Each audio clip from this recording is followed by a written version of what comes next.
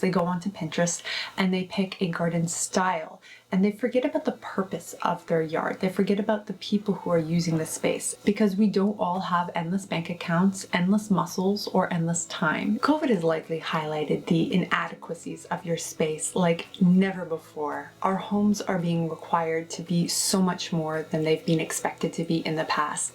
They are restaurants, gyms, schools, home offices. Now, behind every great design, there is a vision. This could be a theme, a goal, or a concept, but it's going to keep the plan aligned so that when we get to that end, what we have is what we had envisioned at the beginning. Now, this practice can be applied to anything that you are designing. This can be a physical space indoors. This can be your garden space outdoors. The method is simple yet powerful. So how do you go from this and turn it into something like this?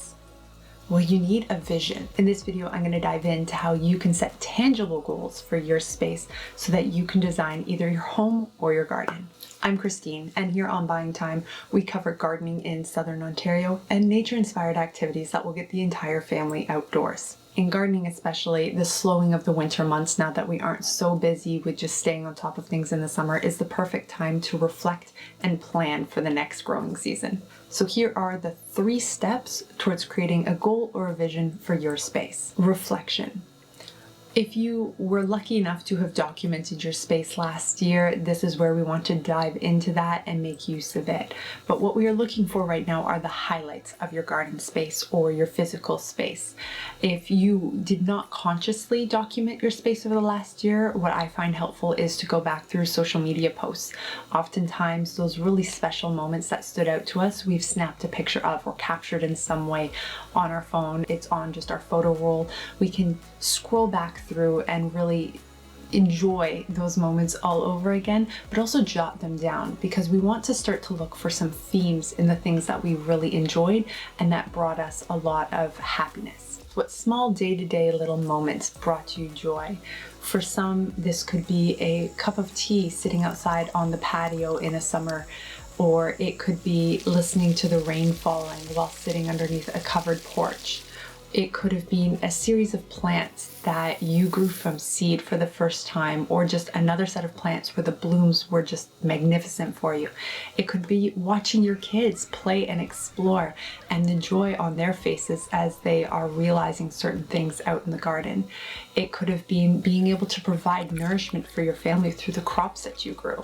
It could have been that you use this space as a community, as a gathering point. And we also want to reflect on what resources do we have access to, because we don't all have endless bank accounts, endless muscles, or endless time. So we want to be really realistic about what resources we have.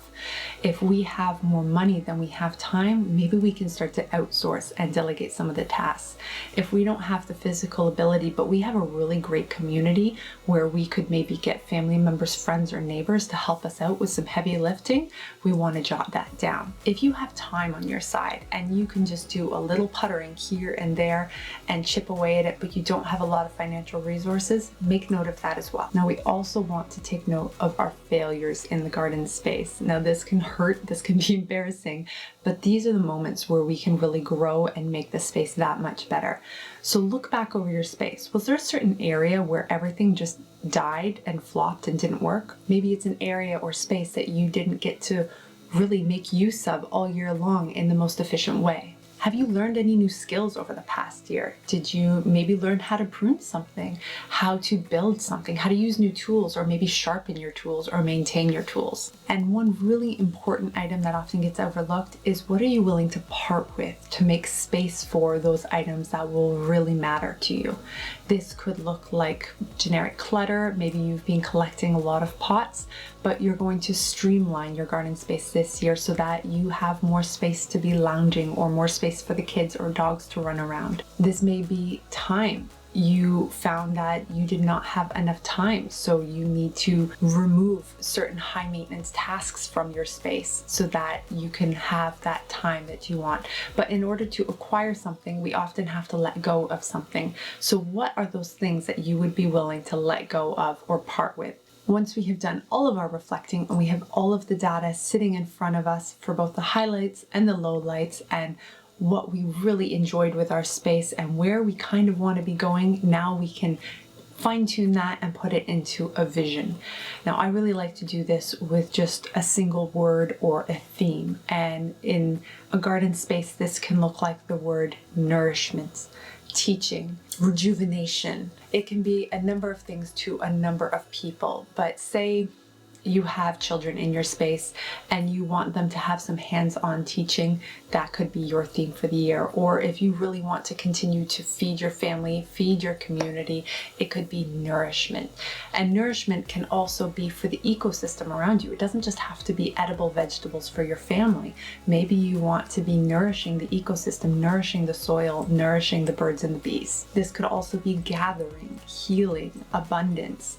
The word is going to be very specific to you, and your highlights of the last year are probably going to be the item that drives you to what this final word is. Now, the vision is not a garden style. I don't want you to get confused with that. We are not focusing here on I want an English cottage garden or I want a minimalistic space with no blooms.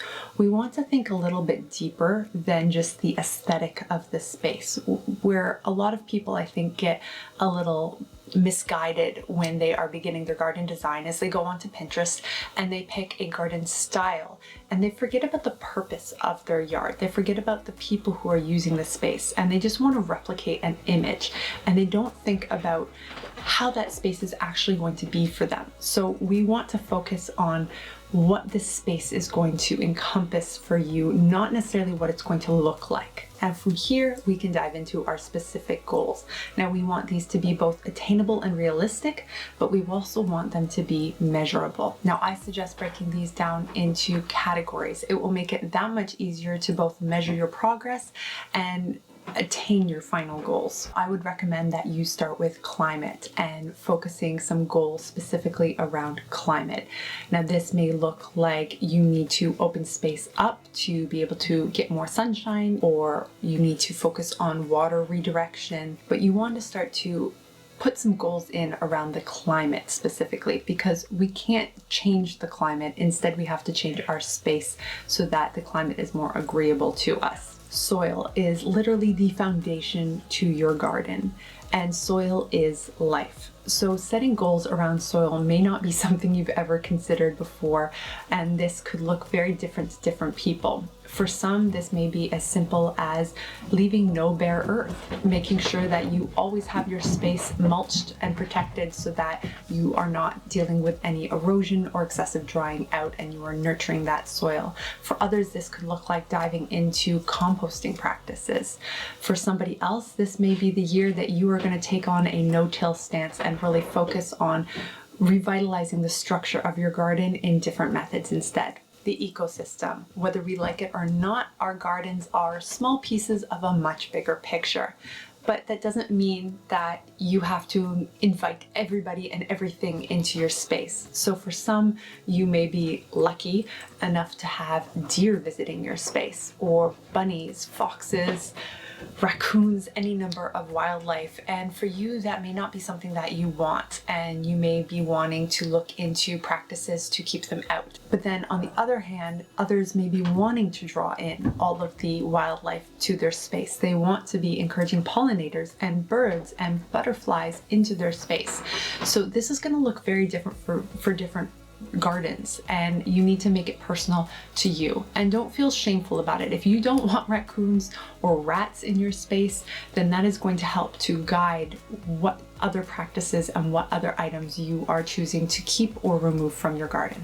And a big one as well is going to be the occupants of your space. Who do you want to keep in and who do you want to keep out? Perhaps you need to include more privacy in your space so that you feel comfortable enough to actually be out there using it regularly. Maybe you have neighbors looking over you, or you have a very busy road that just generates a lot of noise. This could also look like security if you have, say, dogs and small children, and you want to be able to have more independent play going on for both parties. This may look like fencing or a certain selection of plants, because you want to make sure that there's no poisonous plants going on on, so that if they aren't supervised around the clock, that there are no accidents that may occur. If there are people with mobility issues or seniors in your space, this may also look like raised beds or more seating throughout, or shorter access points or wider pathways. But you want to start looking at the occupants that are going to use this space and the goals surrounding those occupants so that the space can really be enjoyed by them.